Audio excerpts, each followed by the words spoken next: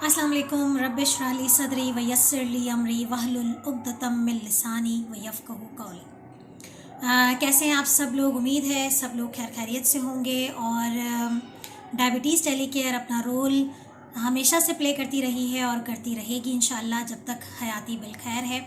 हम कोशिश करते रहते हैं कि आप लोगों के लिए कुछ ऐसी वीडियोस लेकर आते रहें कि जो वो छोटी छोटी बातें हैं जो आपके जहन को उलझा के रखती हैं, तो उसी तरीके से हमारे जहन में और हमारे मरीज़ों के जहन में अक्सर ये सवाल रहता है जो हम ज़ाहिर है जब प्रैक्टिस कर रहे होते हैं और जब हमारा पेशेंट्स के साथ एक इंटरेक्शन डेवलप होता है तो ये सवाल जो है वो बड़ा कॉमन है।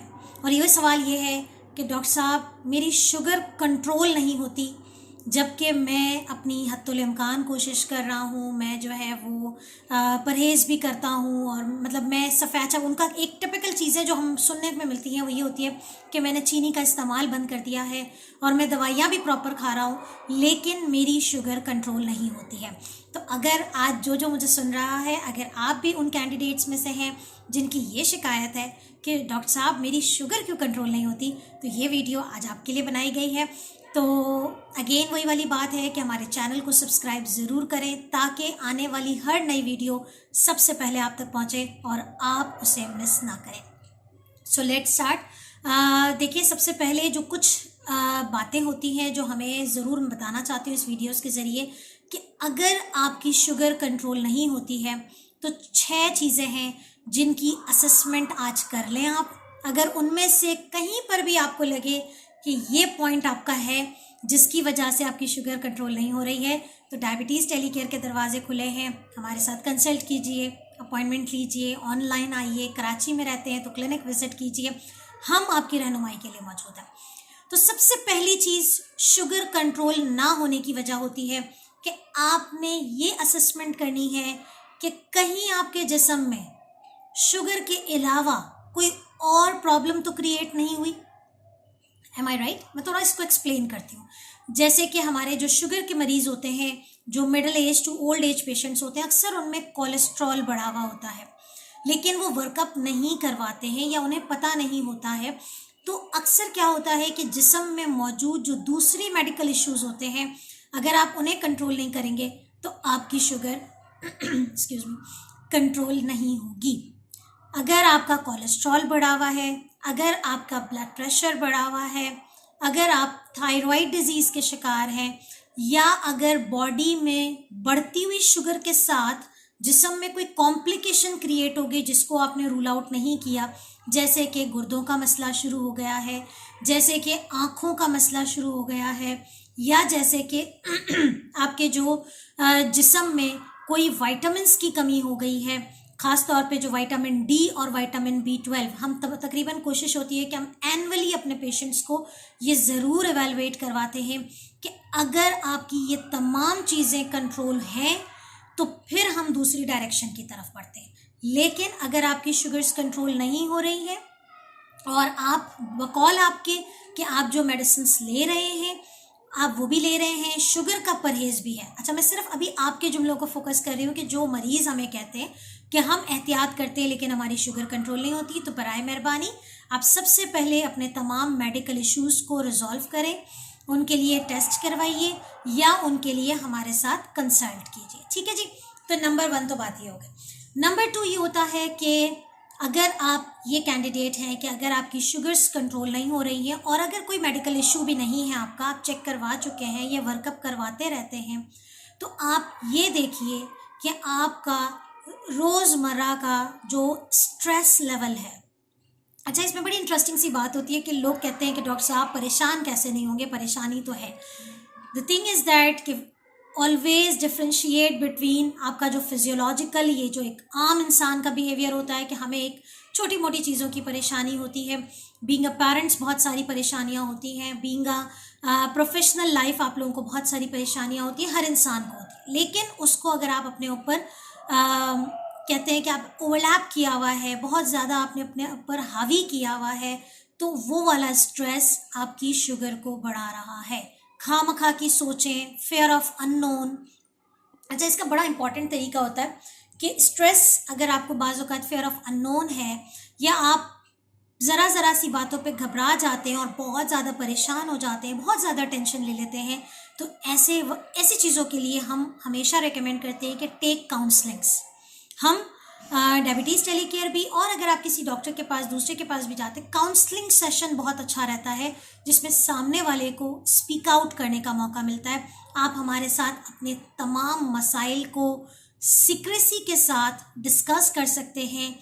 तो ये चीज़ें ऐसी होती हैं कि आपको स्ट्रेस रिलीफ करने में हेल्प आउट करती है। बाज़ लोग सिर्फ डायबिटीज़ का शिकार हो जाते हैं और उनके जहन में इतनी सोचें आ जाती हैं कि पता नहीं हमारा क्या होगा और हम आगे कैसे ज़िंदगी गुजारेंगे, या हमारी फैमिली कैसे कंटिन्यू रहेगी, या हमारे बच्चों का क्या होगा, या हमारे पेरेंट्स का क्या होगा, क्योंकि हमें डायबिटीज़ हो गई है। तो प्लीज़, अगर ऐसा कोई सिलसिला आपके साथ है, तो सबसे पहली बात तो मैं आपको बता दूं, अगर आप ये सोचे रखेंगे तो आपकी शुगर्स कंट्रोल नहीं होंगी।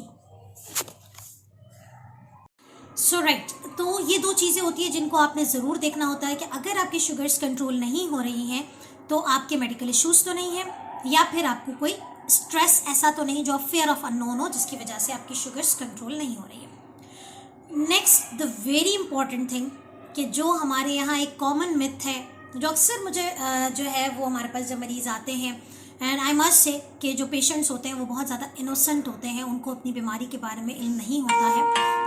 तो उनका ये कहना होता है कि चूंकि हमें शुगर हुई है तो हमने सफ़ेद चीनी जो है वो बंद कर दी है, और हम चाय जो है वो अब या तो फीकी पी रहे होते हैं, या फिर हम जो है वो ब्राउन शुगर का इस्तेमाल कर रहे होते हैं। अच्छा, ये बड़ी अच्छी बात होती है कि फीकी चाय का जो कॉन्सेप्ट है वो बड़ा अच्छा, बड़ा जो है ना कॉमन हुआ हुआ है कि लोग फीकी चाय जो है उस पर आ जाते हैं। लेकिन कुछ आपकी डाइट में ऐसी मिस्टेक्स होती हैं जो कि मुसलसल आपकी शुगर्स को रेस कर रही होती हैं, जबकि आपकी नज़र में आप एक बहुत अच्छी हेल्दी डाइट ले रहे होते हैं, आपकी नज़र में आपको कोई मेडिकल इश्यू नहीं है, आप एक स्ट्रेस फ्री लाइफ गुजार रहे हैं, लेकिन आपकी कॉमन डाइटरी मिस्टेक्स जिसको मैं यहाँ पॉइंट आउट करूँ वो है the regular usages of bakery items.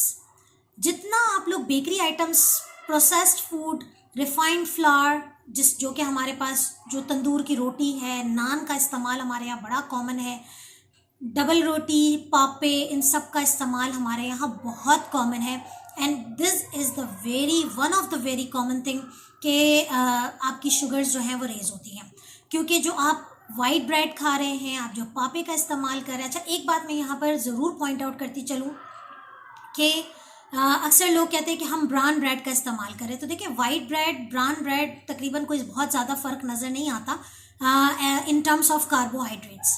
लेकिन अगर आपके पास कोई ऑप्शन नहीं है और आपने ब्रेड के बजाय आपका नाश्ता नहीं हो रहा है, तो फिर आपके पास जो ऑप्शन है वो है मल्टी ग्रेन ब्रेड या whole grain bread. This is the only option जो आप कहते हैं कि आप होल ग्रेन वाले आप ऑप्शंस जो हैं वो यूज़ कर लें फॉर बेकरी आइटम।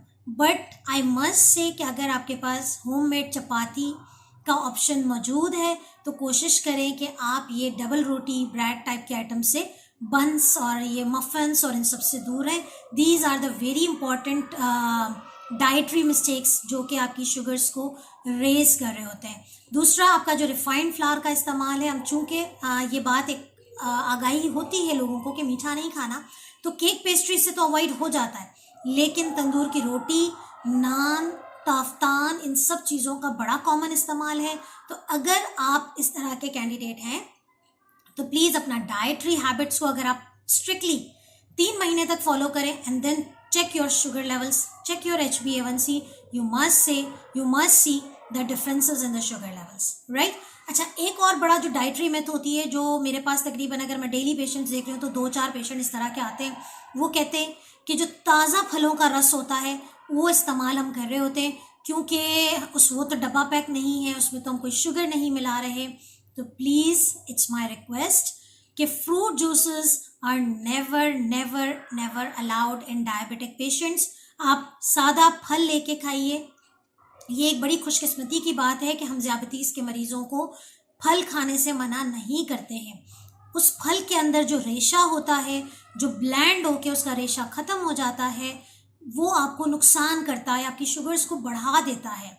तो आप सिंपल सा फल लेके खाइए, रॉ खाइए, इवन सब्जियां भी आप जो खाते हैं वो हज़म होता है, उसके अंदर फाइबर्स होते हैं, वो रेशा आपके निज़ाम हाजमा को बेहतर रखता है और जिस्म में जो है वो शुगर की एब्जॉर्प्शन जो कि हर सब्ज़ी और हर फल के अंदर मौजूद होती है उसको स्लोली जिस्म में डालता है और आपकी शुगर लेवल्स रेज नहीं होती है। तो fruit juices, bakery items and तमाम जो रिफाइंड फ्लावर होते हैं उनका इस्तेमाल, प्रोसेस्ड फूड का इस्तेमाल बंद करते हैं।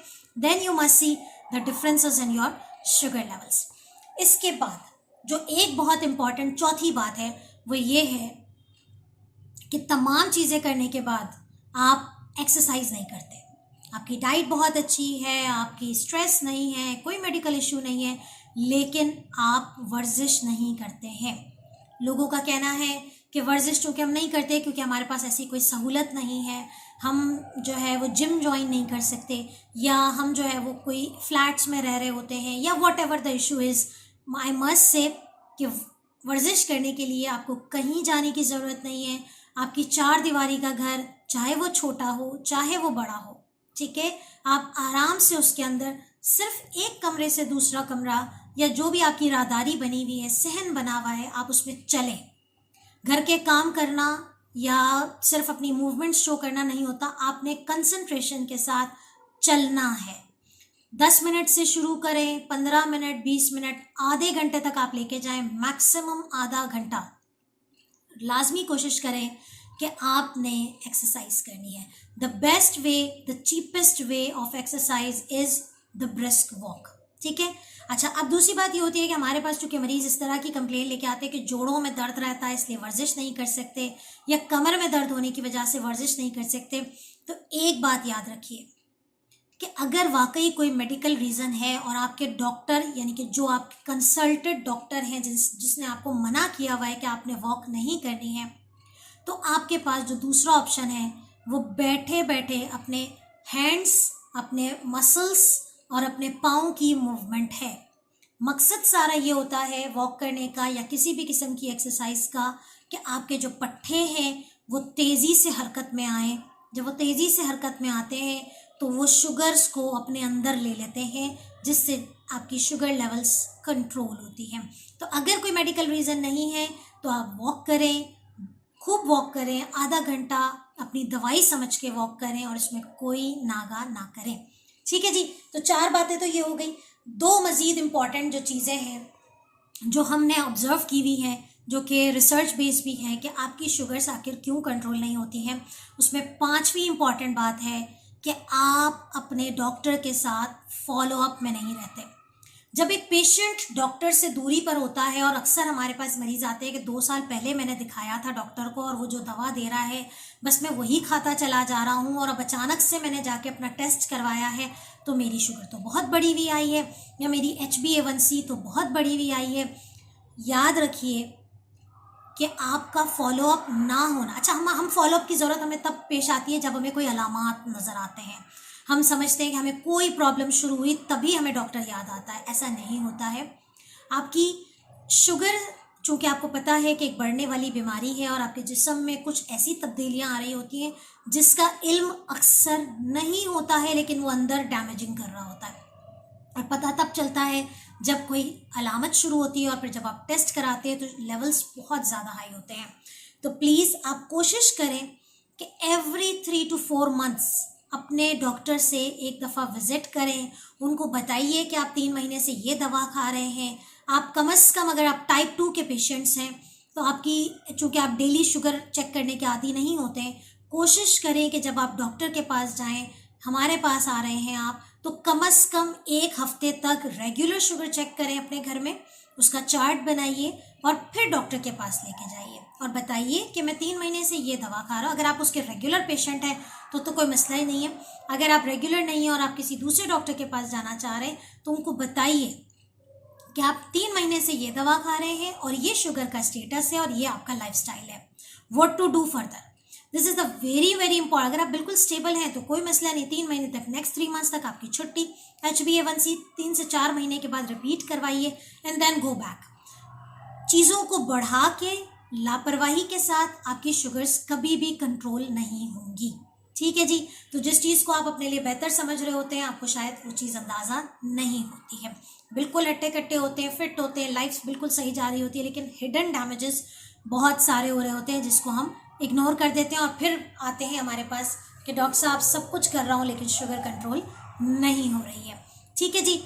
5 बातें बड़ी इंपॉर्टेंट मैंने आपको बता दी। Now the last very important and it is specifically for every diabetic patient, लेकिन खास तौर पे इंसुलिन यूजर्स जो अपने तरीके से एडजस्ट कर रहे होते हैं। अगेन वही लोग हैं, ये वही कैंडिडेट्स हैं। अगर आप में से भी कुछ ऐसे हैं तो आई एम रिक्वेस्टिंग यू कि आप अपने डॉक्टर के साथ अगर राब्ता बरकरार नहीं रखते हैं, तो अक्सर लोग आते हैं कि मुझे डॉक्टर ने 3 दवाइयाँ दी थी और फिर चूंकि मैं डॉक्टर के पास विजिट नहीं कर पाया तो मैंने ये दवा छोड़ दी।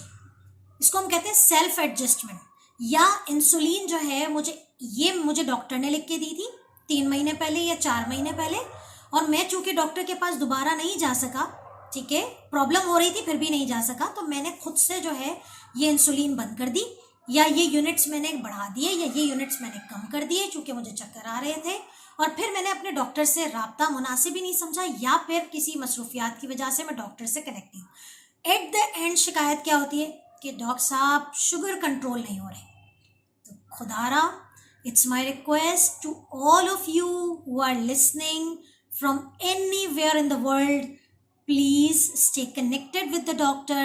डायबिटीज़ टेलीकेयर इसी थीम पे बनाया गया है कि ये ना सोचें कि डॉक्टर के पास जाने के लिए पूरा दिन ज़ाया करना पड़ेगा, या अपॉइंटमेंट के लिए जो है वो 2 महीने पहले बुकिंग करानी पड़ेगी, या फिर आपको डॉक्टर अवेलेबल नहीं होगा।